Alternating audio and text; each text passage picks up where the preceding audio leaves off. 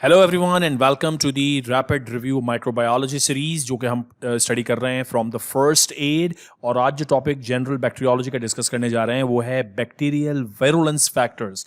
अच्छा, ये virulence factors का मतलब बेसिकली क्या है, ये आपको समझने की जरूरत है। They are all mechanisms present in the bacteria which help the bacteria to evade from the host immune response. अब इसका मतलब क्या हुआ? मतलब इसका ये हुआ कि see suppose if this is the bacteria और ये हमारी बॉडी में एंटर हो जाता है, सो हमारी बॉडी में there are so many cells जो इस बैक्टीरिया पे अटैक कर सकते हैं, right? For example there are neutrophils, there are macrophages, there are antibody producing cells, there are B cells, there are T cells, there are mast cells. So these are all the cells which can basically attack the bacteria.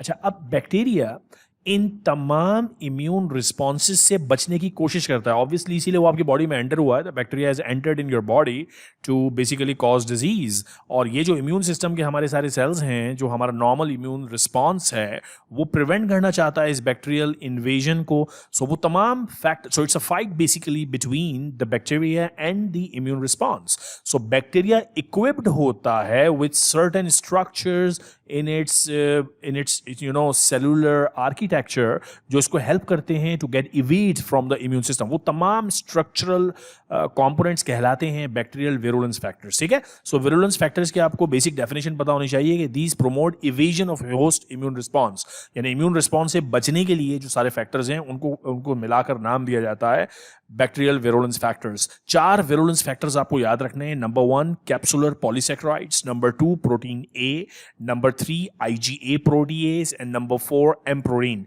पढ़ते हैं one by one in चारों को। पहला है capsular polysaccharide. सो bacterial envelope जो होता है उसमें एक इंपॉर्टेंट कंपोनेंट है the outer most component which is the capsule. और ये जो कैप्सूल है it contains a lot of carbohydrate polysaccharide structures, ठीक है, due to which it is highly charged, it is hydrophilic। और ये दो properties जो हैं they actually kind of make a barrier around the bacteria, और उस barrier की वजह से phagocytosis नहीं हो पाती and also the complement mediated lysis। So in simple words, अगर बैक्टीरिया के इर्द गिर्द ये कैप्सुलर पॉलीसैकेराइड्स न हो, so there are certain bacteria जिनके अराउंड कैप्सुलर पॉलीसैकेराइड्स मिनिमल या नहीं होते, तो उनमें basically attack of the phagocytosing cells बहुत आसान है। सो कोई भी सेल आएगा, फैगोसाइटोसिस करेगा, मैक्रोफेज फॉर एग्जांपल, और बैक्टीरिया को इंगल्फ कर लेगा बड़ा इजीली। इसी तरह कॉम्प्लीमेंट प्रोटीन्स जो हैं वो इजीली इस बैक्टीरिया को डिस्ट्रॉय कर सकते हैं अगर कैप्सूल मौजूद नहीं है। So capsular polysaccharides is a way of preventing the bacteria from phagocytosis and complement mediated lysis। तो यही बात हम कर रहे हैं कि what are the virulence factor। पहला virulence factor है कैप्सुलर पॉलीसैकेराइड्स, वो पॉलीसैकेराइड्स जो कैप्सूल में मौजूद हैं। दूसरा विरुलेंस फैक्टर क्या है जनाब? Protein A. अच्छा, protein A is typically present in Staphylococcus aureus. A for aureus, A protein A aureus, इस तरह ये आपको कनेक्ट करना है। और ये करता क्या है? प्रोटीन ए का काम है to bind with the Fc region of the immunoglobulin, और इसकी वजह से क्या होता है? फैगोसाइटोसिस नहीं होती। अब ये थोड़ी समझने की जरूरत है। देखो, एंटीबॉडीज आपने पढ़ी है ना, एंटीबॉडीज में there is a fragment crystallization जिसको हम कहते हैं एफसी पोर्शन। ये वाई शेप जो नीचे की तरफ होता है दैट इज एफसी, और ऊपर वाले जो पोर्शन है वो कहलाते हैं fragment antigen binding Fab portion. So ये एफसी पोर्शन जो है, ये बैक्टीरिया क्या करता है? इस एफसी पोर्शन को इंगेज कर लेता है अपने साथ वाया प्रोटीन ए। अब जब ये antibody, no that's a very important molecule, this is an immunoglobulin molecule.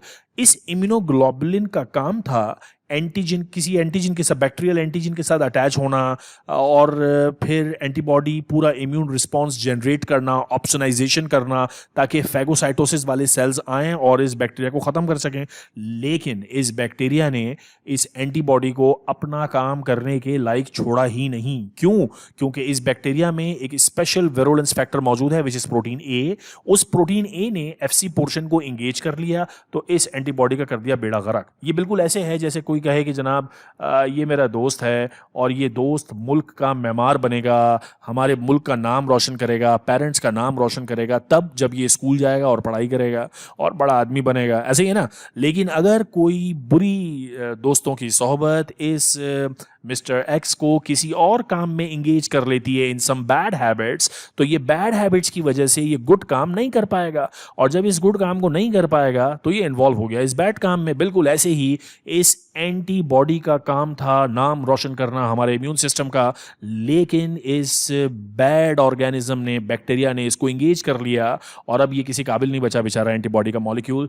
जब ये अपना काम नहीं करेगा तो ऑप्सोनाइजेशन नहीं होगी, फैगोसाइटोसिस नहीं होगी, यानी प्रोटीन ए ने एक्चुअली अपना काम कर डाला। ओके, बर्बाद कर दिया एंटीबॉडी मॉलिक्यूल को, ऑप्सोनाइजेशन को और फैगोसाइटोसिस के प्रोसेस को। This is how staph aureus works. तो ये उसका इंपॉर्टेंट विरुलेंस फैक्टर है। अच्छा, फिर एक और विरुलेंस फैक्टर जो सर्टेन बैक्टीरिया में होता है, दैट इज आईजीए प्रोटीएज।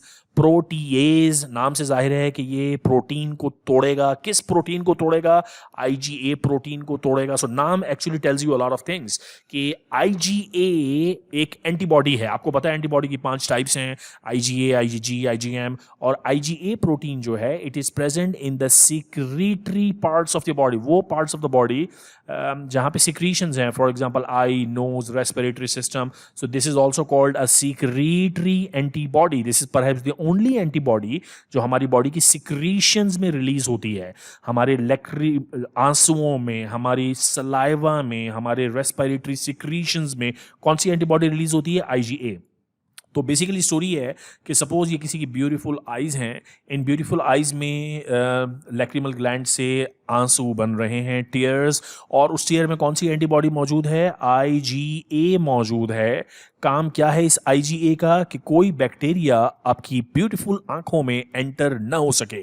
तो ये एंटीबॉडी बेसिकली बैक्टीरिया को रोकती है। लेकिन अगर कोई ऐसा बदमाश बैक्टीरिया हो जिसके पास आईजीए प्रोटीएज मौजूद हो, तो वो क्या करेगा? वो जब आपकी खूबसूरत आंखों में एंटर होगा तो इससे पहले कि आईजीए उस बैक्टीरिया को तबाह करे, उस बैक्टीरिया में मौजूद प्रोटीएज आईजीए को डैमेज कर देगा। और जब आईजीए डैमेज हो जाएगा तो ये बैक्टीरिया एंटर हो गया और ये अपना इन्फेक्शन करेगा। सो बेसिकली आईजीए प्रोटीएज का काम ये है कि it cleaves IgA, allowing the bacteria to adhere and to colonize the mucous membrane। समझ में आ रही है बात? अब ये मैंने आंखों की मिसाल दी, रेस्पिरेटरी सिस्टम में भी ऐसे ही हो सकता है, नोज में एंट्री हो सकती है।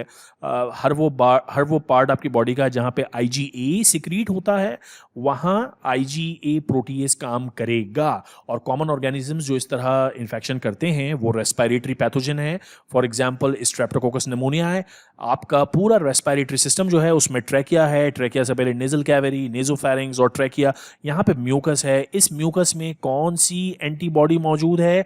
आईजीए। लेकिन ये ऑर्गेनिज्म स्ट्रेप्टोकोकस निमोनिया है, जब आपकी बॉडी में एंटर होता है तो ये आईजीए को क्लीव कर देता है, और जब आईजीए को क्लीव कर देगा तो इजीली एंटर होगा, आपको इन्फेक्ट करेगा। So Streptococcus pneumoniae, Haemophilus influenzae, Neisseria, ये तमाम ऑर्गेनिजम्स यूज करते हैं ये इवेजन मैकेनिज्म जिसका नाम है आईजीए प्रोटीएज। और फिर चौथा जो बैक्टीरियल विरुलेंस फैक्टर है वो है एम प्रोटीन। एम प्रोटीन का काम है अगेन टू प्रिवेंट फैगोसाइटोसिस को रोकना, बिकॉज ये बैक्टीरिया का पर्पस है। बैक्टीरिया चाहता है कि उसे ना फैगोसाइटोस किया जाए ताकि वो डिजीज कॉज कर सके। It is expressed, M protein is expressed by group A streptococci and sequence homology with human cardiac myosin molecular mimicry जिसको कहते हैं, जिसका मतलब ये है कि इस पर्टिकुलर प्रोटीन की जो प्रोटीन सीक्वेंस है वो प्रोटीन सीक्वेंस आपके हार्ट में मौजूद एक और प्रोटीन की भी है। वैसे ये तकरीबन एक जैसे हैं, और वो प्रोटीन कौन सी है? Myosin, cardiac myosin. So these two are homologous. क्या टू आर होमोलॉगस? मायोसिन जो कि आपके हार्ट में है और एम प्रोटीन, ये दोनों होमोलॉगस हैं। इसी वजह से होता यह है कि आपके इम्यून सेल्स जब एम प्रोटीन पर हमला करते हैं तो बाय डिफॉल्ट वो आपके हार्ट के मायोसिन पर भी हमला करते हैं। So basically this is what happens in rheumatic fever and this is called autoimmune response because now you are damaging your own body's protein. Just एक धोखे में आपको, आपके इम्यून सेल्स को ऐसा लग रहा है कि आप शायद एम प्रोटीन पे हमला कर रहे हैं, बट ऐसे हो नहीं रहा होता। ओके, तो बॉस समरी ये है कि विरुलेंस फैक्टर पता होना चाहिए है क्या। विरुलेंस फैक्टर्स को अक्सर स्टूडेंट्स जो हैं वो टॉक्सिन्स के साथ कंफ्यूज करते हैं। बॉस टॉक्सिन अलग चीज है, विरुलेंस फैक्टर अलग चीज है। विरुलेंस फैक्टर वो मैकेनिज्म है जिससे फैगोसाइटोसिस या इम्यून रिस्पॉन्स से बचने की कोशिश करता है कोई भी बैक्टीरिया, और उसकी एग्जांपल है capsular polysaccharide, protein A, IgA proteases and M protein. So again very high yield. Step 1 के लिए USMLE के या MRCP1 के स्टेप 1 के लिए ये जो फर्स्ट एड है ना, ये पूरी की पूरी हाई यील्ड है, इसीलिए मैं लाइन टू लाइन और वर्ड टू वर्ड आपको पढ़ा रहा हूँ. आपसे मुलाकात होगी बहुत जल्द अगली वीडियो में. अपना ख्याल रखिएगा. Take care of yourself.